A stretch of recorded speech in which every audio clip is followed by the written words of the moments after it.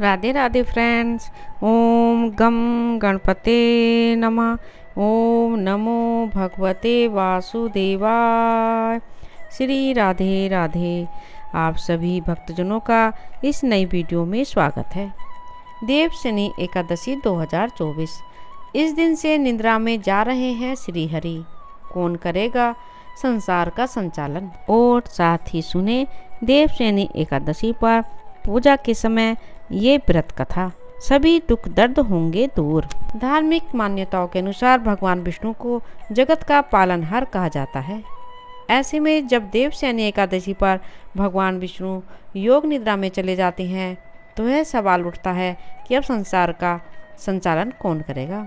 तो आइए जानते हैं कि भगवान विष्णु योग निद्रा में क्यों जाते हैं और इस दौरान संसार का संचालन कौन करता है। आषाढ़ माह के शुक्ल पक्ष में आने वाली एकादशी को देव शनि एकादशी के नाम से जाना जाता है, जैसा कि आप सभी जानते हैं।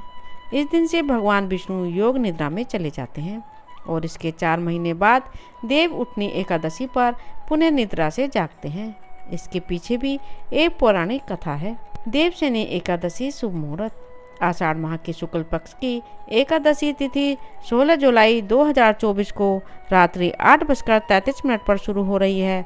वहीं इसका समापन 17 जुलाई को रात 9:02 पर होगा। ऐसे में उदया तिथि के अनुसार इस बार देव शनि एकादशी 17 जुलाई 2024 दिन बुधवार को मनाई जाएगी। मिलती है ये पौराणिक कथा। भगवान पुराण के अनुसार भगवान विष्णु ने देवराज इंद्र को स्वर्ग पर पुनः अधिकार दिलाने के लिए वामन अवतार लिया था। कथा के अनुसार असुरों के राजा बलि ने तीनों लोक पर अधिकार स्थापित कर लिया था। तब वामन भगवान राजा बलि के पास पहुँचे और उनसे 3 पग भूमि का दान मांगा। राजा बलि इसे स्वीकार कर लेते हैं। तब वामन भगवान ने 1 पग में संपूर्ण धरती, आकाश और सभी दिशाओं को नाप लिया। वहीं दूसरे पग में उन्होंने स्वर्गलोक को नाप लिया। इसके बाद उन्होंने बलि से पूछा कि अब मैं तीसरा पग कहाँ रखूं।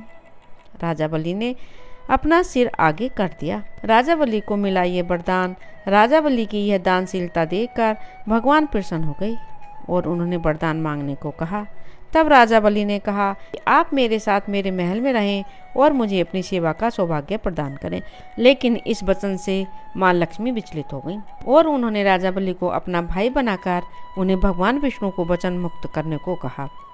तब भगवान विष्णु ने कहा कि वह 4 माह के लिए पाताल लोक में शयन करेंगे। इस दौरान सृष्टि का संचालन सुचारू रूप से चलता रहे, इसलिए नारायण भगवान ने भगवान शिव को इन 4 महीनों के लिए पूरे जग का संचालन करने की जिम्मेदारी सौंप दी। इसलिए ऐसा कहा जाता है कि चातुर्मास के दौरान संसार का संचालन भगवान शिव द्वारा किया जाता है। देव शनि एकादशी पर पूजा के समय सुने ये व्रत कथा, सभी दुख दर्द होंगे दूर। देव शनि एकादशी के दिन भगवान विष्णु पाताल लोक में बलि राजा के पास चले जाते हैं। देव शनि एकादशी का व्रत करने से लोगों के सभी पाप नष्ट हो जाते हैं और मोक्ष की प्राप्ति होती है। आषाढ़ मास की शुक्ल पक्ष की एकादशी को देव शनि एकादशी के नाम से जानते हैं। भगवान विष्णु की पूजा का विधान है और इसी दिन भगवान योग निद्रा में चले जाते हैं। एकादशी के दिन व्रत नियमों का पालन करने के साथ ही व्रत कथा का भी विशेष महत्व होता है। देव शनि एकादशी का पाठ करने या सुनने से सभी मनोकामनाएं पूर्ण होती हैं। भगवान श्री का आशीर्वाद प्राप्त होता है। देव शनि एकादशी व्रत कथा। युधिष्ठिर ने पूछा, भगवान आषाढ़ के शुक्ल पक्ष में कौन सी एकादशी होती है, उसका नाम और विधि क्या है, यह बतलाने की कृपा करें। भगवान श्री कृष्ण बोले, राजन, आषाढ़ शुक्ल पक्ष की एकादशी का नाम शनि है। मैं उसका वर्णन करता हूँ। वह महान पुण्यमयी, स्वर्ग और मोक्ष प्रदान करने वाली, सब पापों को हरने वाली तथा उत्तम व्रत है। आषाढ़ शुक्ल पक्ष में शनि एकादशी के दिन जिन्होंने कमल पुष्प से कमल नोचन भगवान विष्णु का पूजन तथा एकादशी का उत्तम व्रत किया है, उन्होंने तीनों लोकों और तीनों सनातन देवताओं का पूजन कर लिया। हरि शनि एकादशी के दिन मेरा एक स्वरूप राजा बलि के यहाँ रहता है और दूसरा क्षीर सागर में शेषनाग की सैया पर तब तक शयन करता है जब तक आगामी कार्तिक की एकादशी नहीं आ जाती। अतः आषाढ़ शुक्ल पक्ष की एकादशी से लेकर कार्तिक शुक्ल एकादशी तक मनुष्य को भली भांति धर्म का आचरण करना चाहिए। जो मनुष्य इस व्रत का अनुष्ठान करता है वह परम गति को प्राप्त होता है। इस कारण यत्न पूर्वक इस एकादशी का व्रत करना चाहिए। एकादशी की रात में जागरण करके शंख, चक्र और गदा धारण करने वाले भगवान विष्णु की भक्तिपूर्वक पूजा करनी चाहिए। ऐसा करने वाले पुरुष के पुण्य की गणना करने में चतुर्मुख ब्रह्मा जी भी असमर्थ हैं। राजन, जो इस प्रकार भोग और मोक्ष प्रदान करने वाले सर्व पापहारी एकादशी के उत्तम व्रत का पालन करता है, वह जाति का चंडाल होने पर भी संसार में सदा मेरा प्रिय करने वाला है। जो मनुष्य दीपदान, पलाश के पत्ते पर भोजन और व्रत करते हुए चौमासा व्यतीत करते हैं, वे मेरे प्रिय हैं। चौमासे में भगवान विष्णु सोए रहते हैं, इसलिए मनुष्य को भूमि पर शयन करना चाहिए। सावन में साग, भादों में दही, कुआर में दूध और कार्तिक में दाल का त्याग करना चाहिए। जो चौमासे में ब्रह्मचर्य का पालन करता है वह परम गति को प्राप्त होता है। राजन, एकादशी के व्रत से ही मनुष्य सब पापों से मुक्त हो जाता है, अतः सदा इसका व्रत करना चाहिए, कभी भूलना नहीं चाहिए। शैनी और बोधनी एकादशी के बीच में जो भी कृष्ण पक्ष की एकादशियाँ होती हैं, गृहस्थ के लिए वे ही व्रत रखने योग्य हैं। अन्य मासों की कृष्ण पक्ष एकादशी गृहस्थ के रखने योग्य नहीं होती। शुक्ल पक्ष की सभी एकादशी करनी चाहिए। पौराणिक कथा के अनुसार ब्रह्मा जी ने नारद जी को बताया कि सतयुग में मानधाता नामक एक चक्रवर्ती सम्राट का शासन था। उनके राज्य में प्रजा बहुत सुखी थी, लेकिन नियति के फेर से कोई बच नहीं सकता। अचानक 3 वर्षों तक वर्षा नहीं होने के कारण राज्य में भयंकर अकाल पड़ गया। यज्ञ, हवन, पिंडदान, कथा, व्रत और धार्मिक क्रियाएं ठप हो गईं। प्रजा ने राजा के पास जाकर अपनी व्यथा सुनाई।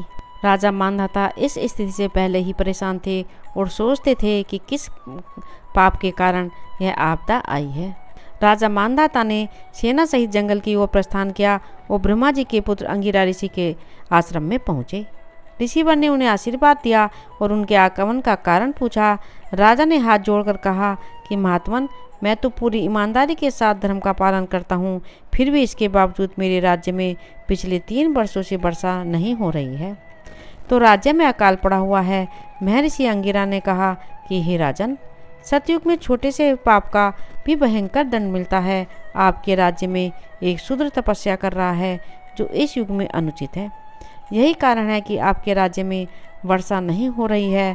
जब तक वह शूद्र तपस्वी जीवित रहेगा, अकाल शांत नहीं होगा। राजा मानधाता ने कहा कि हे देव, निर्दोष को मारना मेरा मन स्वीकार नहीं कर रहा है, कृपया कोई और उपाय बताएं।